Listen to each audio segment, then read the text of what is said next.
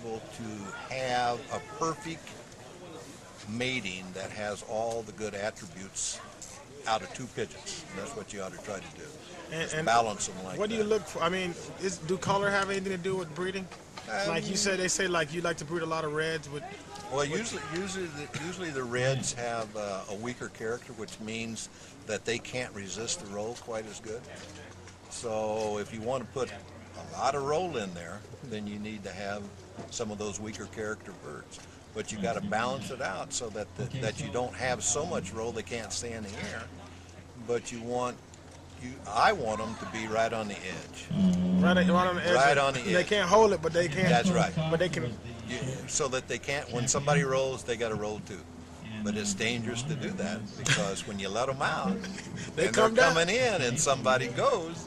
They're gonna go too. They're gonna go too. So, but that's how you get the big breaks, and that's how you fly the deep birds. I like them deep. What do you think about? I mean, what would you call in color factor? What would you call a hard bird and a softer characteristic bird? I mean, well, you can have a soft character bird in any black, any color. Okay.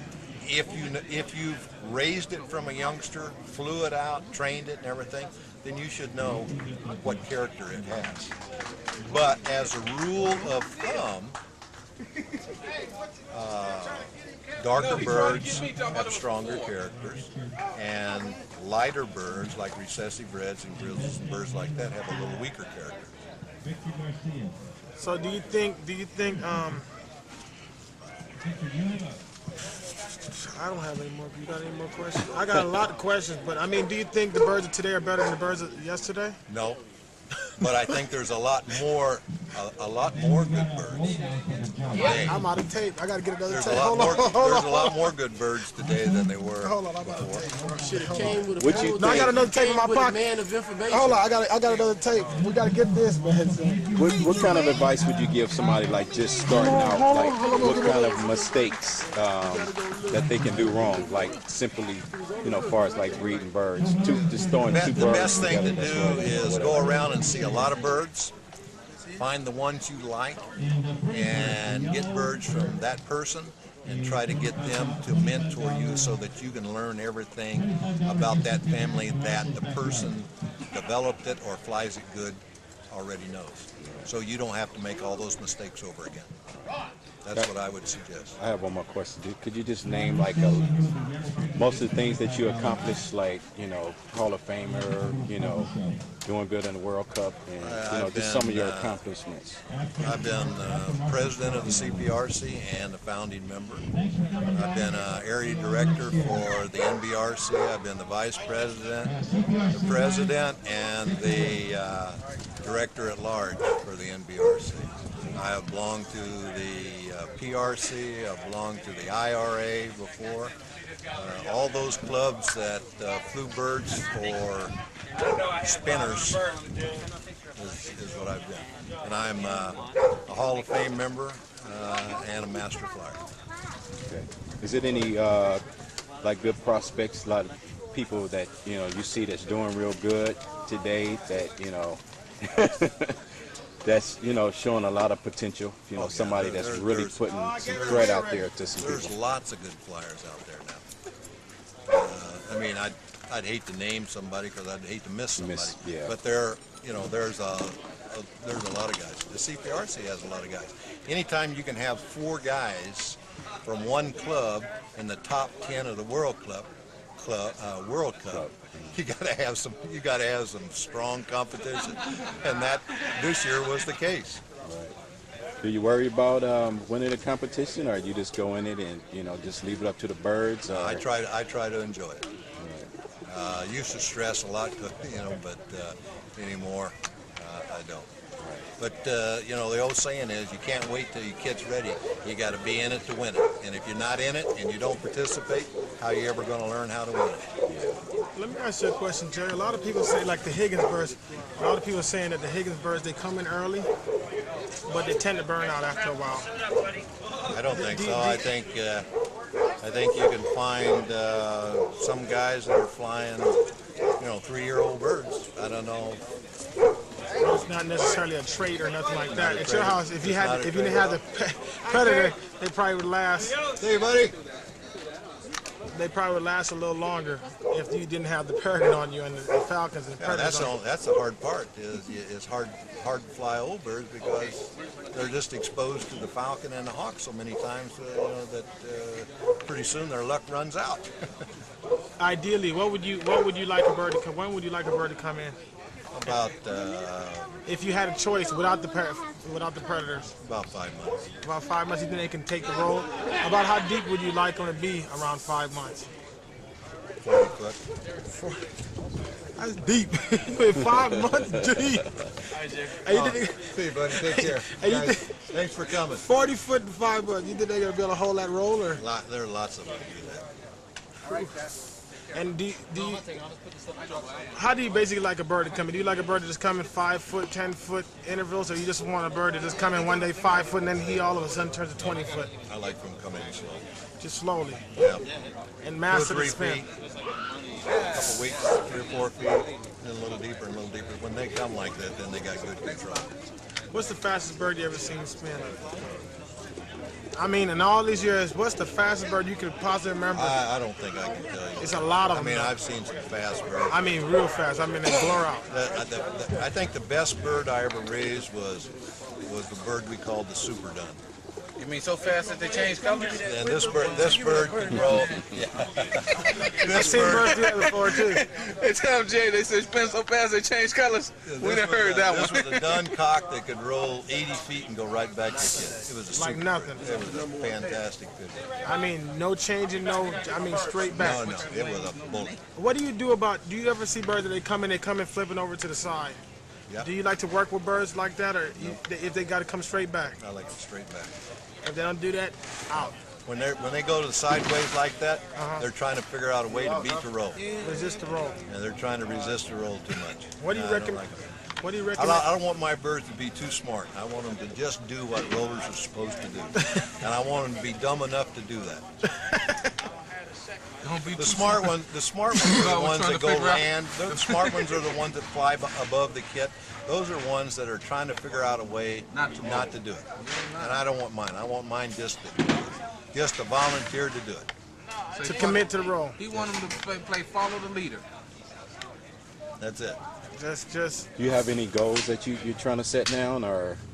Well, let me tell you, the guy that raises the most birds that can spin is the guy you got to beat. And so the idea is, I think there's a limit on how fast a bird can roll, but the guy that can raise the most rollers, good rollers, is the guy you got to beat. So you need to have pairs that produce a high percentage of good birds. what's a good percentage you think? 70, 80% good pigeons out of a pair, or 80% is fantastic. I would say if you could raise 6 or 7 good birds out of 10, then that would be a real good pair of pigeons. do you prefer eye color? You think eye color have anything to do with Do roll? I prefer it, or do I think anything has to do do with with it? it? I have a preference. I like a light lemon yellow eye, but I don't think it has a thing in the world to do with So roll. bull eye can roll just as hard as a. Because a lot of people get the notion. What do you think about color Keel. pigeons? Huh? What do you think about color pigeons?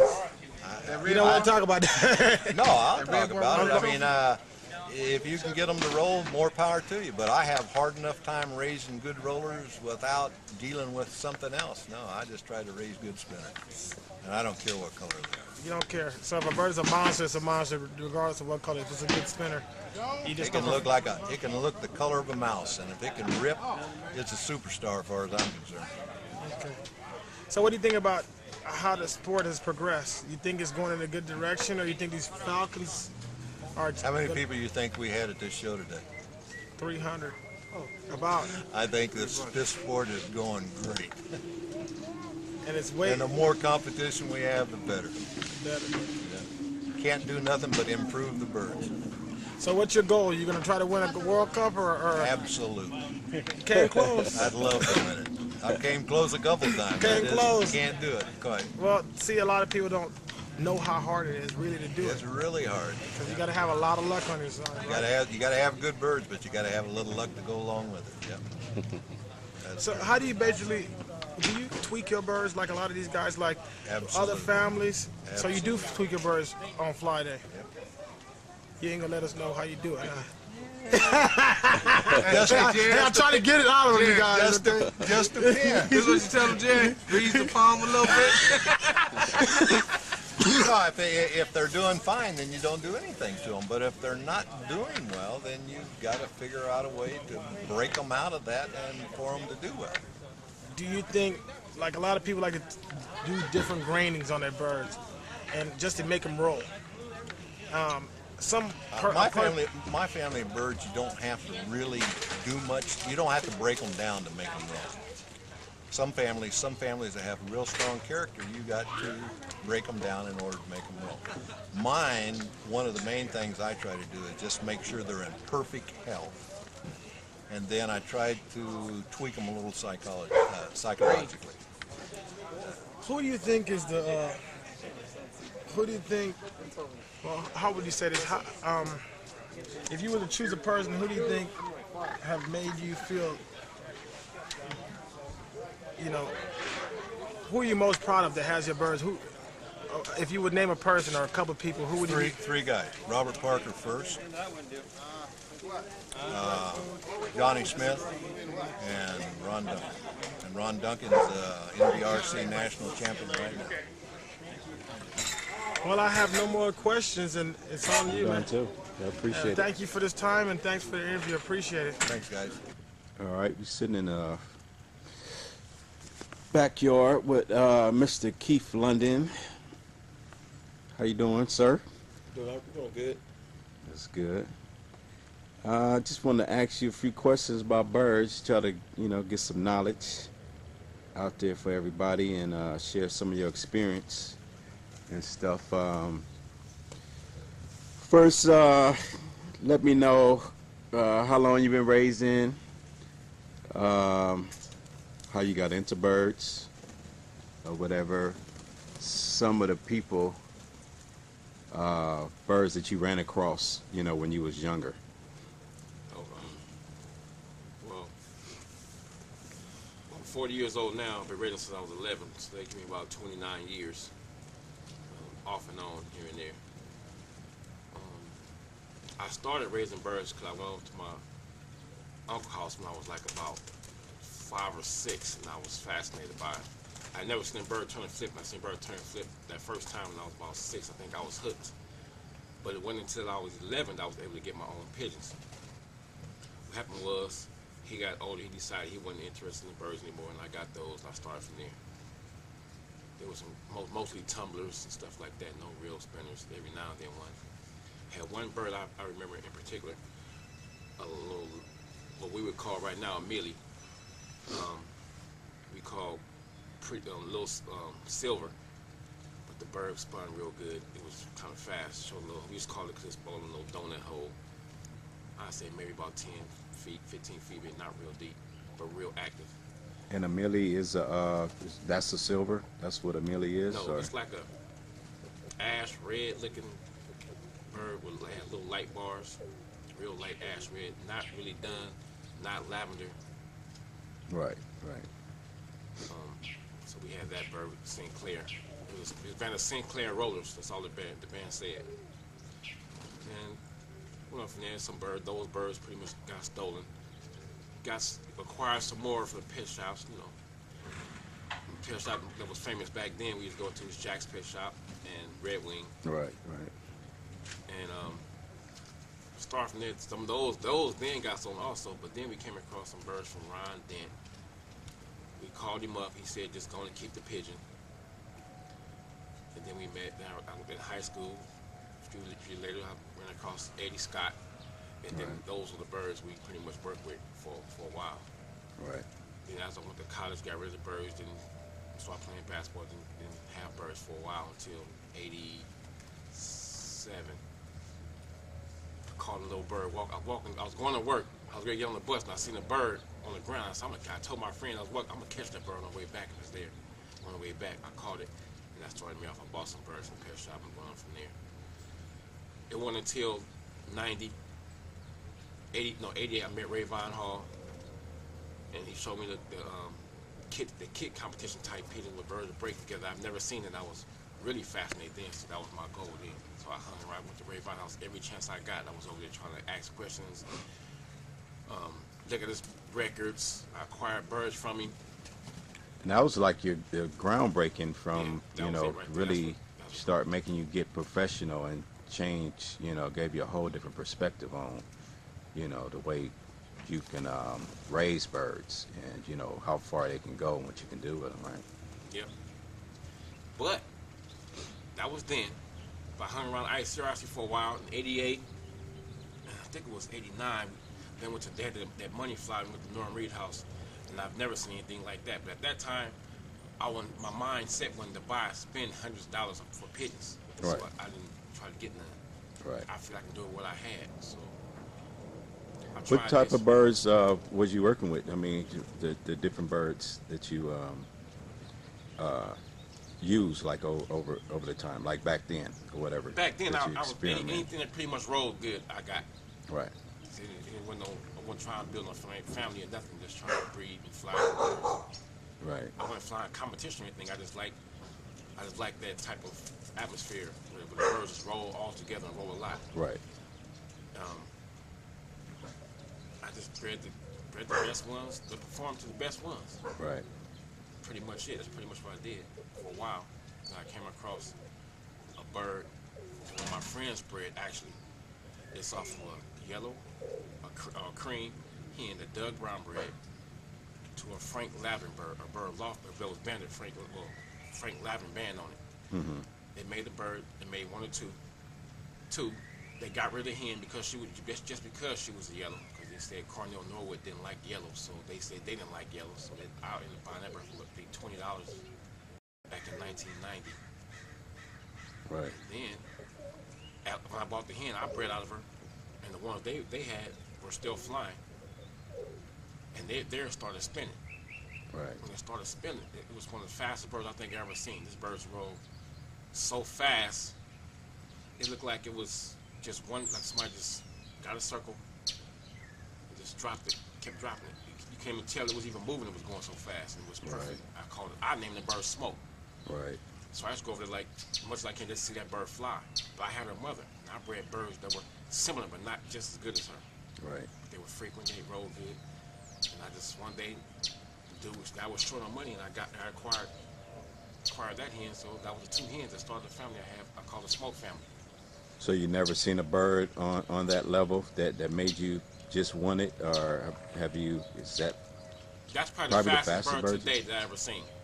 it's interesting? Still to this day, I came close. I seen a couple at Ravine House that were close.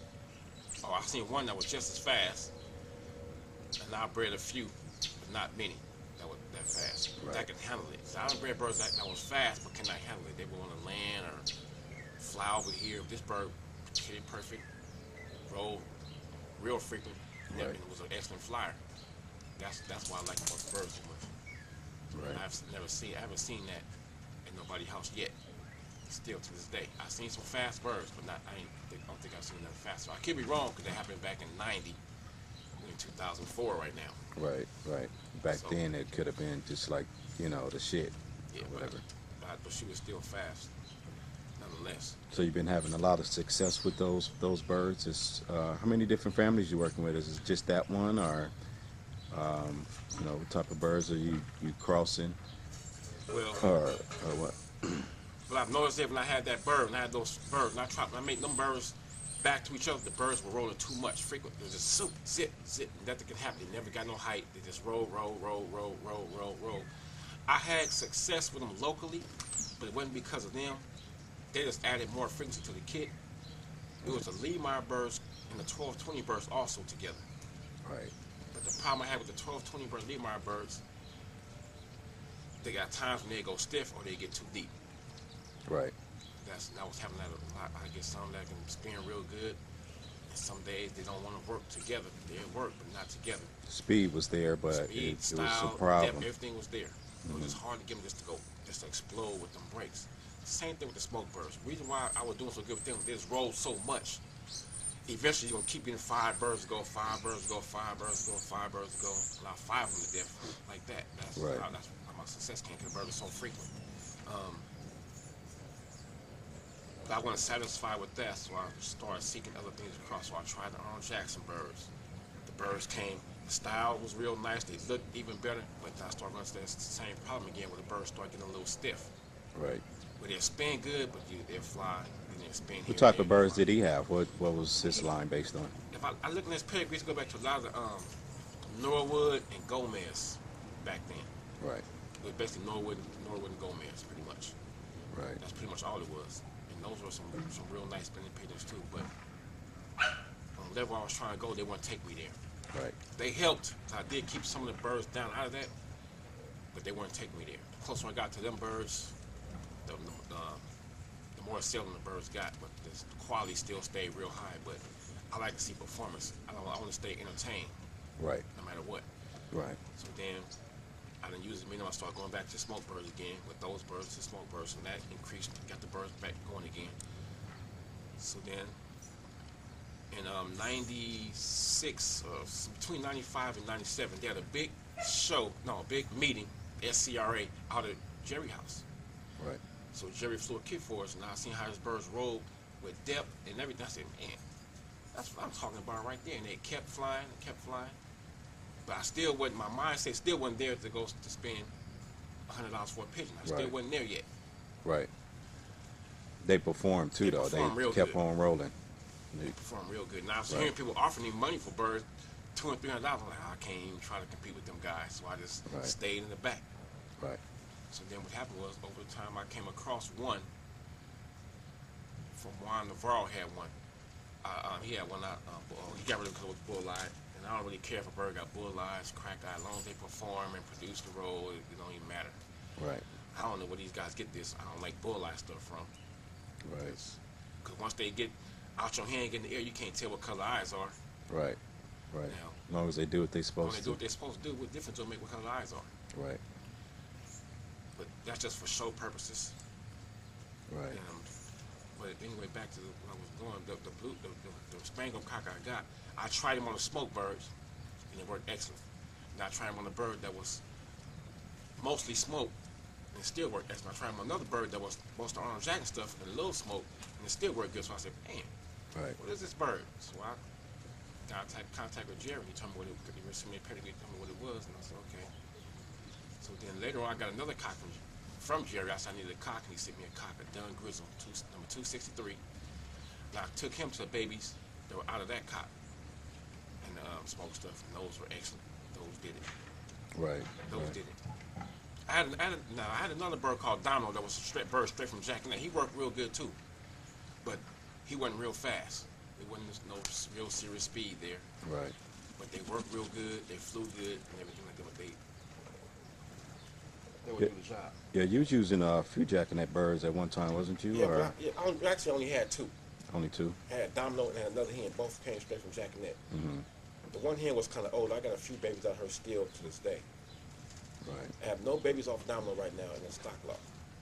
Right. One reason because the only one I really liked died. Got something caught in his throat, like a little twig or something was caught in his throat.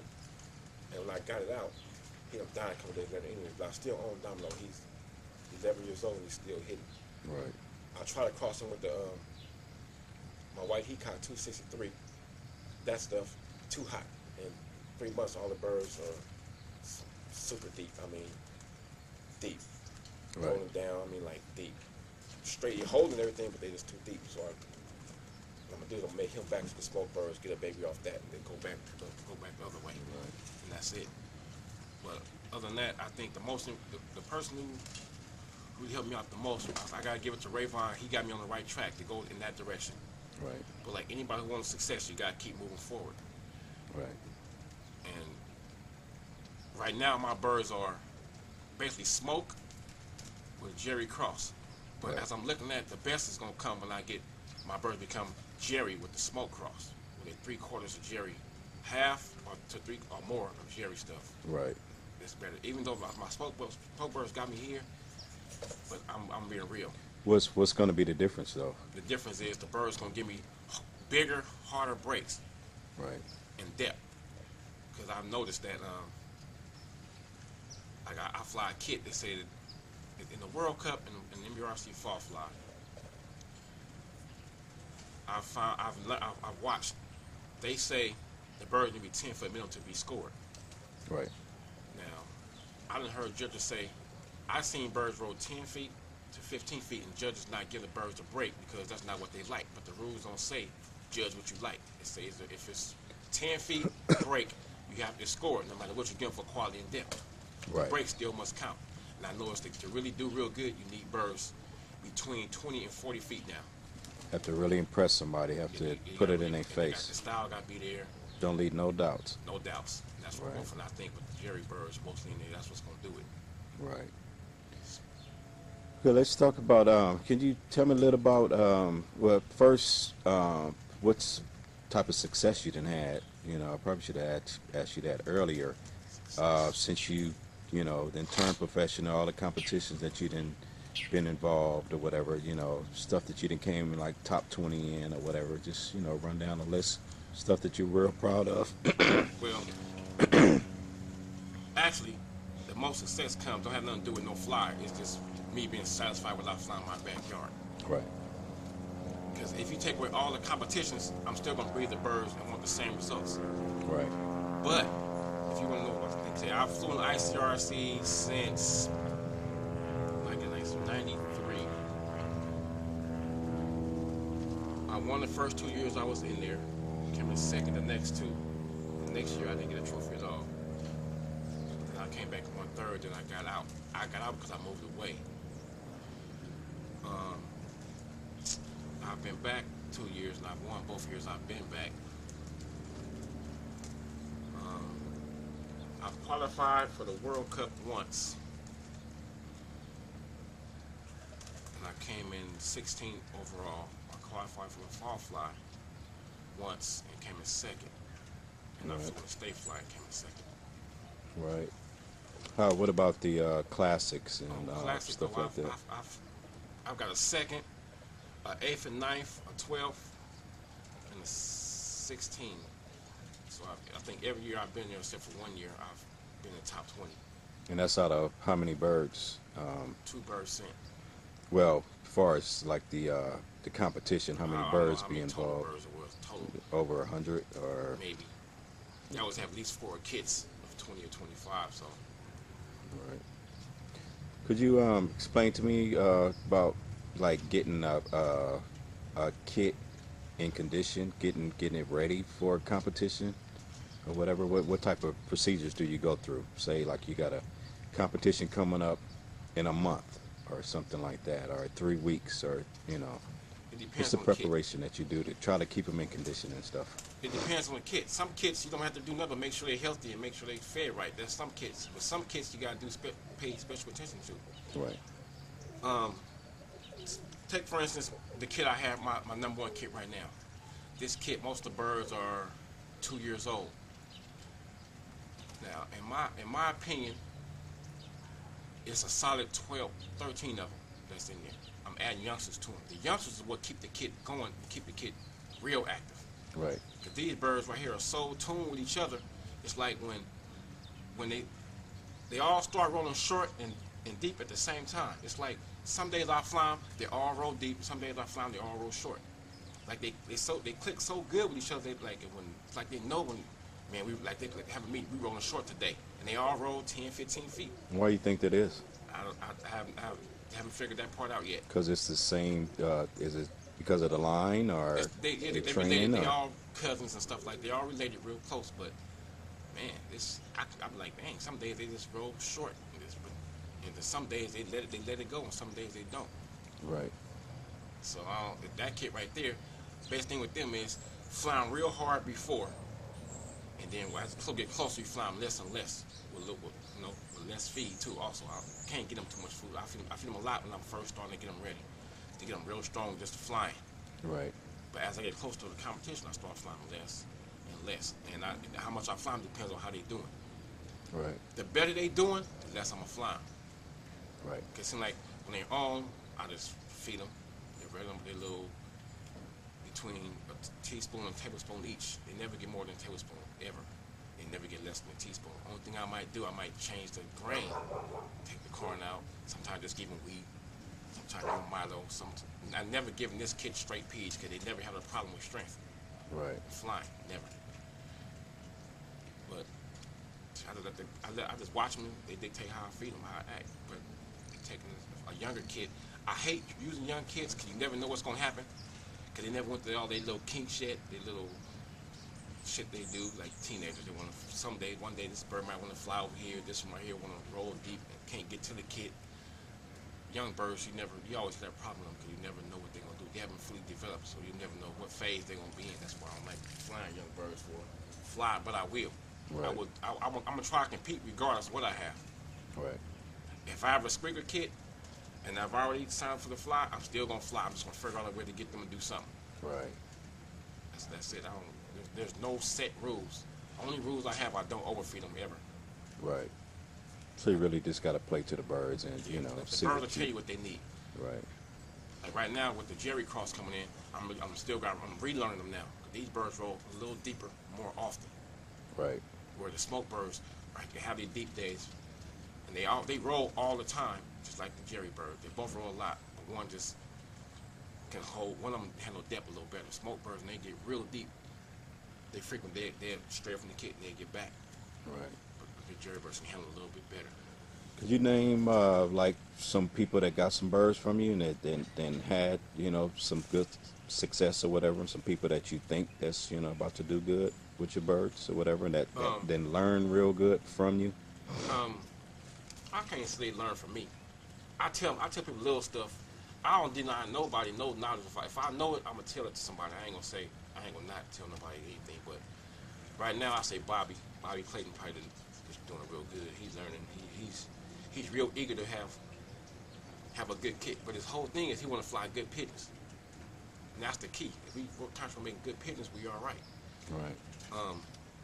There's some other guys, but they're not really into it right now for other reasons. Well, didn't Kevin Craig get birds from you? Kevin Craig got birds from me when he first started getting into it. Well, yeah, he got a few birds from me. He got a couple of kids from me. Flew and picked the ones he liked and bred out those. See, with Kevin McCrae, he liked perfection. He liked doing stuff real good. So if he's doing good with them birds, if he think he can do better, he gonna do what it takes to get better. Right. That's what he did. He didn't get stuck nowhere. He gonna keep moving forward to get better. When he think he at his peak, that's when he gonna stay there until somebody make him go do something else. Right. He got Kevin McCrae got a bird from me. And you like helping Rayvon out a lot too now, right? Yeah, I'm trying to help Rayvon get back to where he was. He just got a little off when he started getting all to the show type. The show thing that can hurt. That can hurt a lot of people if the judge is not picking the right birds. Because I'm tell you, some people, it's easier for people to breed for a show than it is to breed for the air. Because you don't have to fly the birds when you're breeding for show. Right. And you're breeding for type. Type is one of the easiest thing to breed for. Right. But these people understand that these people picking the shows don't be the ones that be the best performers. Right. If you go through your kit and pick the best performers, then I guarantee those are the ones that look the best as far as the show. Right. As far as the show, and that's where the contradiction come in. Right. That's why I like the judge. I be trying to change it a little bit. People think you should pick this bird. I said, nah, I don't think you should pick this bird. Right. That's not really the true roller type. That's the show type, and it is a difference. People say it ain't, but it is. Right. If you want to go to anybody's house that wins a whole lot of shows back to back, it's always winning shows. Then watch their birds fly. I guarantee you, the performers won't back it up. Right. Right. So you have to draw the line. You got to draw a line. You got to decide what a good sperm look like. If you think about balance, people like big heads, big necks. I like full heads. I don't like big heads. I think that's a little too much character. And them birds probably won't even roll, or they'd be able to resist the roll. And I don't want my birds to resist the roll. I like them, when it's time to go, I want them to go. I want them to say, nah, I don't feel like running right now. I'm not going to roll. Right. Like that. I don't want to have to deal with that. Doing tricks to get birds to roll. Right. Right. Give me medium. Go mild. I think if you go medium and mild and everything, medium is the middle. Right. Mild, that's the middle. It's not hot or cold. It's mild. That's right in the middle. That's where you want to be. It's balanced. Right in the middle. Right. Right. You can't be heavy on this side and light on this side. You got to be balanced. Right. And everything. If you think about balance, if people think balance is the way a bird stays on its toes, that's just When you first put any bird in the show pen, first thing you're gonna do is get on his toes. Walk away from that cage a while, and then walk back to the cage. Then he's gonna show you his true self. Right. Right.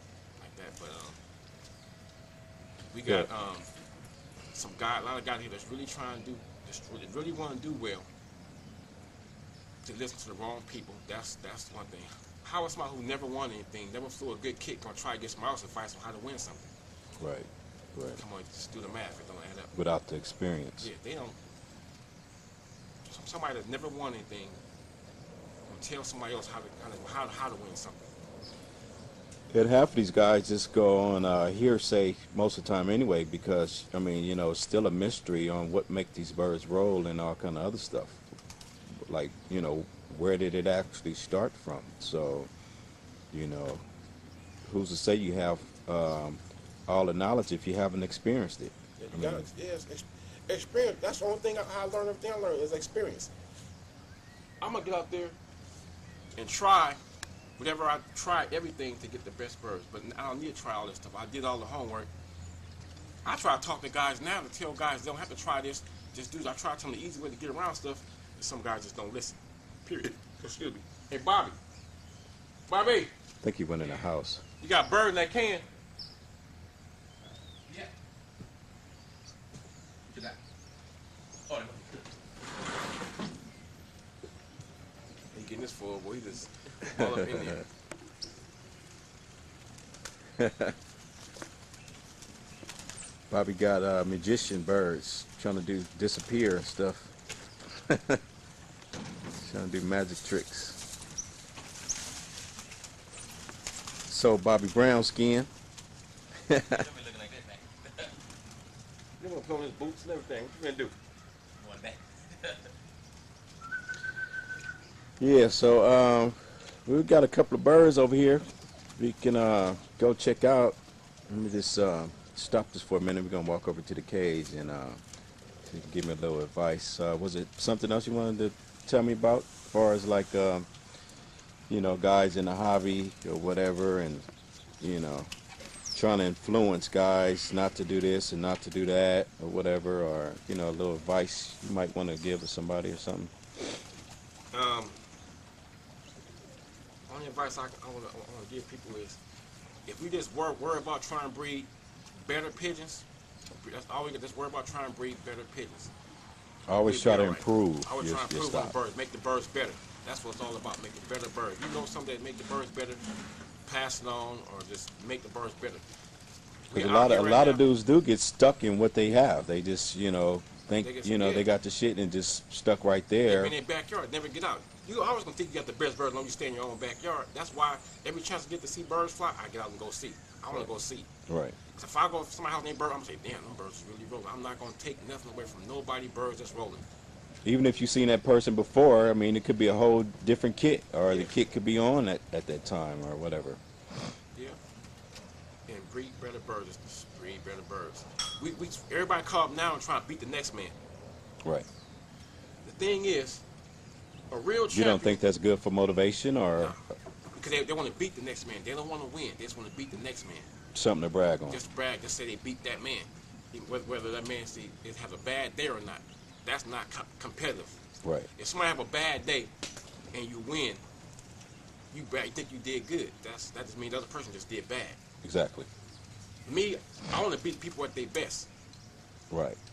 Like that. I don't want to win by luck. If I win by luck, so be it. But Right. I don't want to win. Like, I don't want to say, I hope he have a bad day. I want him to have a good day, and I want to have an even better day. Like that. Right. Like, that's why I say the competition level here, the reason why I don't really sweat most of the guys here, because they're missing the big picture. The big picture just make better birds. And that's the only thing I'm thinking about. I'm not even thinking about these dudes. I would rather lose every local fly and win the World Cup. Right. I can come in last place in every local fly and win the World Cup or the fall fly. That's what a real competition That'll is. be a big goal. That'd be a big goal. I don't care if I lose to whoever these dudes. I don't care if they beat me. They ain't gonna make me say, "Oh, they beat me." I'm stressing. I ain't gonna care. My whole goal really is to win on the big cups. The local stuff is like scrimmage games Right. or a season. That's your season to get to the Super Bowl or the Final Fours and stuff like that. That's, Right. that's what local stuff is. They get you ready for that. That's all. Pretty it is. much conditioning yourself for a Yeah. big fly. That's all it is. It's just practice to me. Right. But it's fun. That's why I like it. It's fun. It's all about the birds. I like doing bird stuff. Right. It's fun. I can go hang on people and just talk birds all day. Right. Okay, so we're gonna walk over to this cage and check these birds. Okay, we're back with Mr. Keith London, and he's gonna give us some pointers on what to look for, different types, and you know, things that probably can help some people out or whatever. This first bird's a little dun bird with wobbies. Now,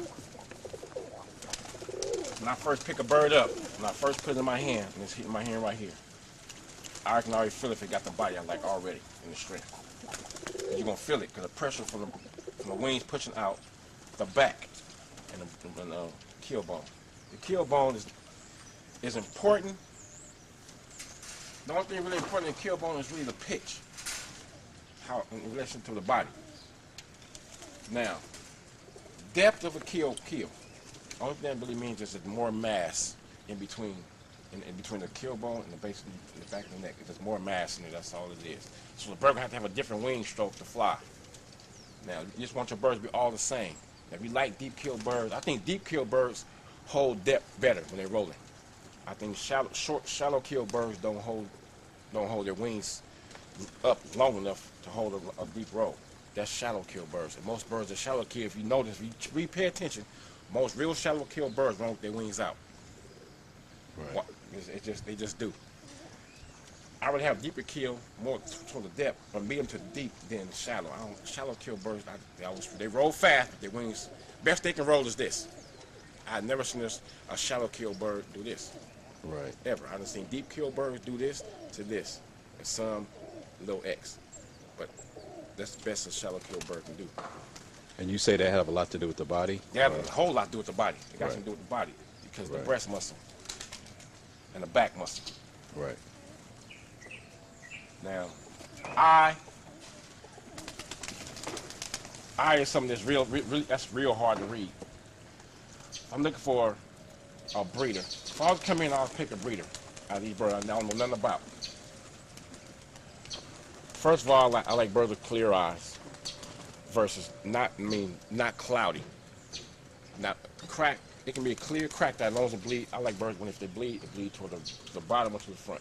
That's my preference. Now, I like my pupil oval and sit more toward the water instead of in the middle. Right. Now, but if a bird pupil is in the middle of his head, it definitely got to dilate real small down into a dot. Those be the better birds all the way around. Head shape, as long as it's not no long sloped head. I don't like birds with too much forehead and too big a head. I like cocks and big heads, but I don't like too much.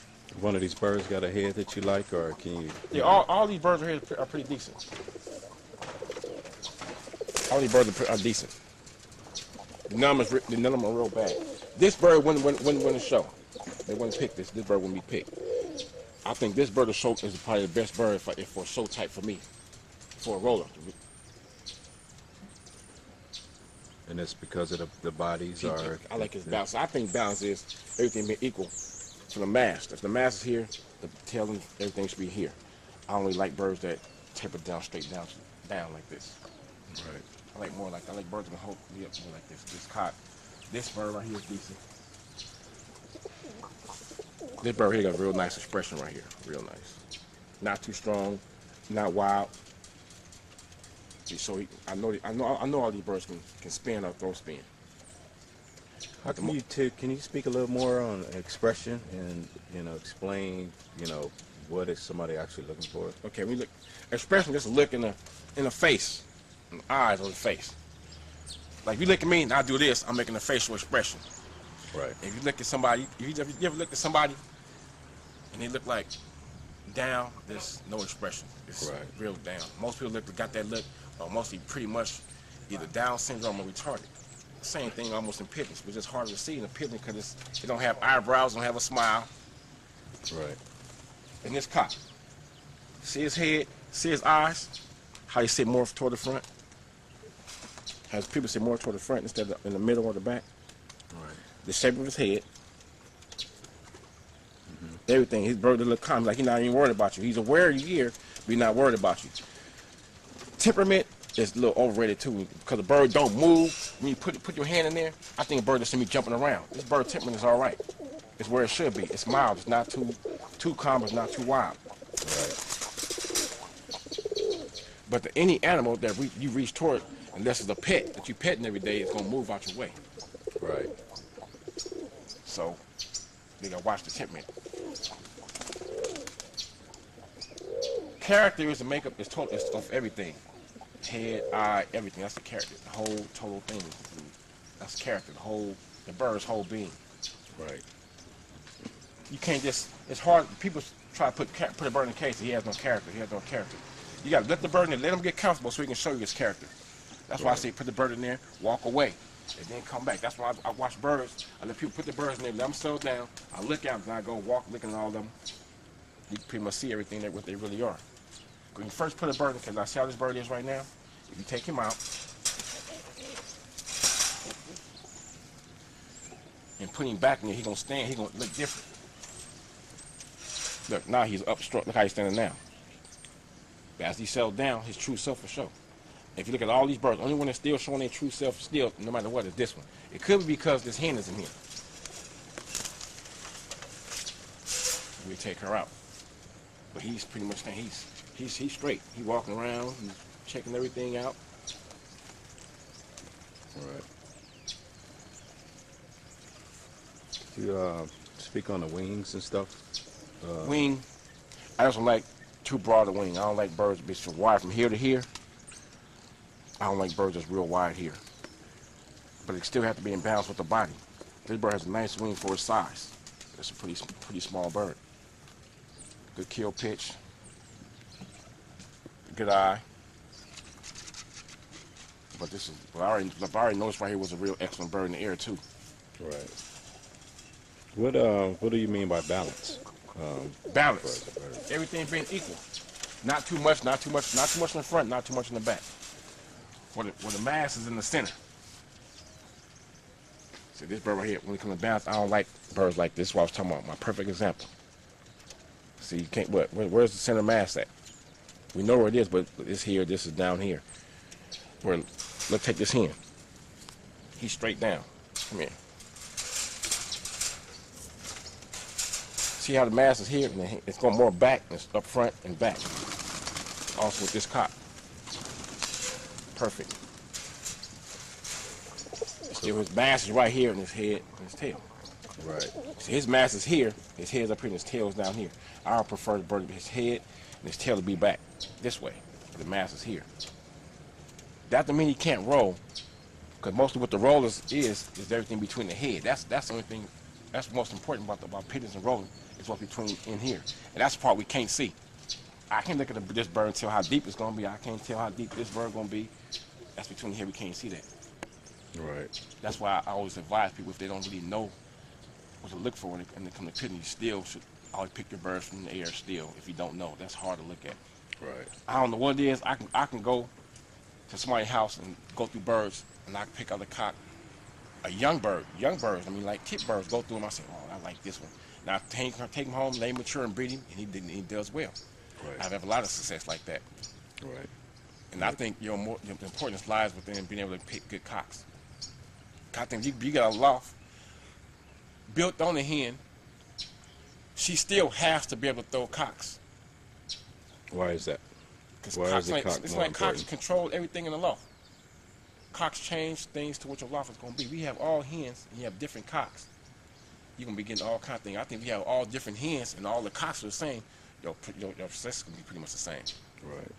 That's just my experience. I've been experiencing that a lot. If I have all my cocks the same, Right. and the hens could be a little different here and there, and you still have pretty much have the same success. I haven't figured out what it could be some genetics, or something like that. So the cocks, do they throw themselves or? Not I mean, all what's cocks. the Not all difference? cocks throw themselves. You want cocks that can throw themselves. Right. That's what you want. You want a prepotent cock that can throw itself. And if you get a prepotent cock that can throw itself, You have no, and he's good though. He have to be a good cock. You don't want a sorry cock throwing himself. Right. You want to get a pre-potent cock that's Right. gonna throw himself all the time. And the pre-potent cocks do throw themselves. Yeah, you don't want a bunch of junk float sitting around. And that's why I'm not when I did contact Jersey, I want a cock bird. Right. So I can put them to their hands. And the thing about him is the cock I do have. He's thrown me. I have 4 hens out of him. 6 that were flown. I have 8 total. And the cool thing, but the 2 that weren't flown produced just as good or better than some of the ones that were flown. Right. And same thing with the cocks. But the best cock off him so far is the one that was flown. That's the best cock off him so far. Right. He's the one that was flown. The other one that was flown, and I ended up losing. And I put him back in the air for the second season, and I'm losing that one. Right. But the other 2 that weren't flown, they good. They just still ain't reached levels of the other one. Right.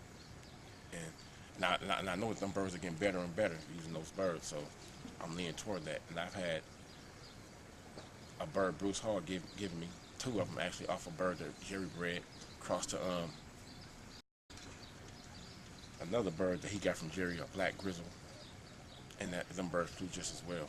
Right. So I just go with the percentage. Whatever's working is making the birds better. That's what I'm gonna go with. I'm not even gonna worry about. See, people say I should just concentrate, keep my smoke birds no matter what. But if using the other birds to move me forward, I'm going forward. Right. Now, but the smoke birds do play an important part in there. One thing they do is kit tight. They do kit tight, and that's their right now. Their tightness, their color, and their speed. They do have a lot of speed. Right. Their color, because they throw a lot of dark checker, bronzes, and all that kind of stuff like that. Duns. Whereas if the Jerry birds across, throw a lot of red. So that's I like the difference red, but I don't between like a lot of red. the hard color and the soft color? No, I've had hard birds. I've never seen reds that can roll hard as some checkers until I seen one guy that had some reds, quite a few in this kit that rolled just hard as checkers. This guy named Antonio Mitchell and Johnny Smith. They had reds that can roll just hard as checkers. Right.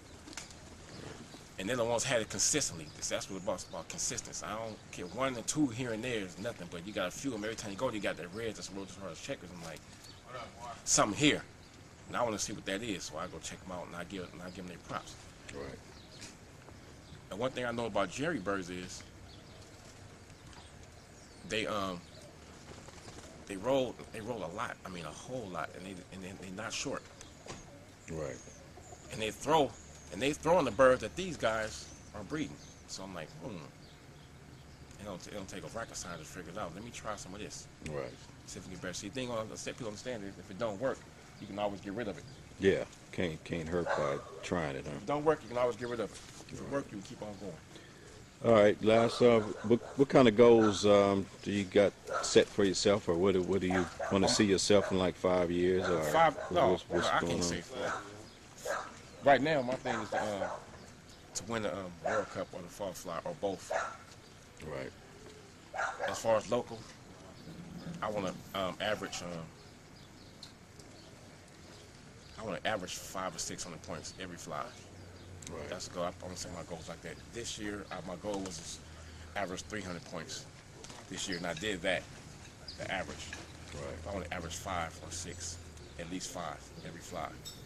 Right. So I mean, if I score 200 on the fly, I'm trying to score 700 the next fly. Right. 750, 8, maybe 8, 7, 8 the next fly. That's how I'm trying to set my goal. Right. I don't want to score under 200 this next year. Period. I'm scoring 200 and no fly. I'm gonna breed the birds accordingly. Well, I bred the birds this year according to that. I breed the birds this year, so I breed my birds this. I breed my birds 1 year for the following year. Actually, really. Right. I don't breed my birds for 2005 for 2005. The birds I breed in 2005 are actually for 2006. Right. And the birds I bred this year are really for next year. That's when I think they're gonna really show their worth. That's when they're gonna have to really do their job. Right. Coming up this Stay ahead of the game and stay ahead. yeah. Like this bird got a real nice one here.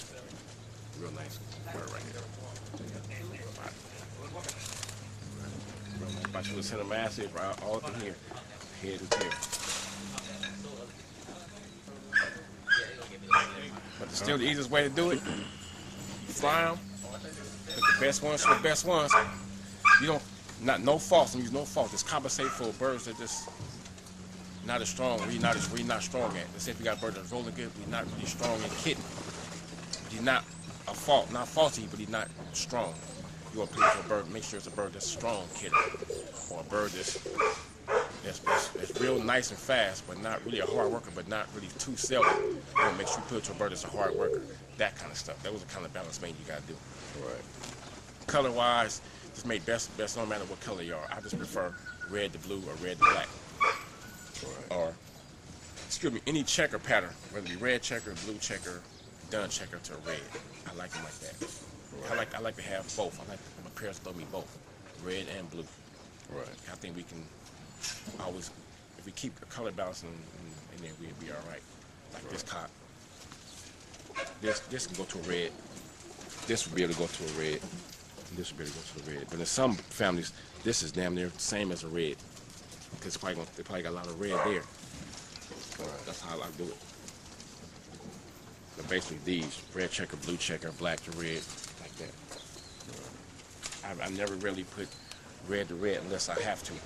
Have to means if I got this cock, and I want to put him on a bird out of a certain mating, genetically how I bred the birds, if all I have was a red hen, I put him on a red hen. Right. Like that. Okay, still the best. The best hen for him might be a red bird, but the blue checker might not be what you want to make. So you use a red bird. And then I think you still keep your heat. I don't think you should go check too long. Right. In my family, the smoke birds, when I go check, I don't lose frequency. They actually get more frequent. Right.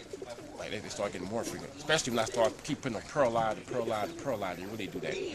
They get real frequent. What do you think that is? I don't know. I can't explain. I'm not even going to sit here and tell you I know why that is. Right. But in that particular family, if I go keep going pearl eye, they get real frequent. And they all start coming checks and blue bars. It's just about learning your birds, pretty much. Why it is, I don't know. But I can take, but if I keep the eyes mixed up, bull eye don't really matter. If two pearl eye birds throw a bull eye pigeon, it's a pearl eye pigeon to me. So Right. I keep that in mind. Two pearl eye birds throw a bull eye bird, I know how the parents are. I know that's, I know it's a pearl eye bird. Right. It's like two orange eye birds throw a bull eye pigeon.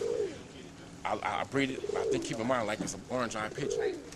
Right. I know both the parents are orange, and most likely it'll be orange eye, even though two orange eye birds can't throw a pearl.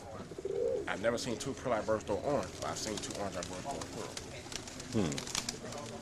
I never made two bull eye birds together, so I wouldn't know if they throw. I've never done it. Right. And me, I try not to put selves together. I do it, but I try not to. That's just my personal preference. Right. If I got a blue check self, I want to go to a red white wing or a red spangle or something like that. Or even a red check badge or something like that. And if I got a red spangle, it can go to whatever. It can go to white flight or self. Right. All right. Well, we're about to run out of tape, and I appreciate everything. It was very interesting, and I'm sure the people that's going to hear this is going to learn a lot from the master and my buddy, Mr. Keith. Not the master. I'm just trying to do a little something. That's right. All right. Thanks a lot.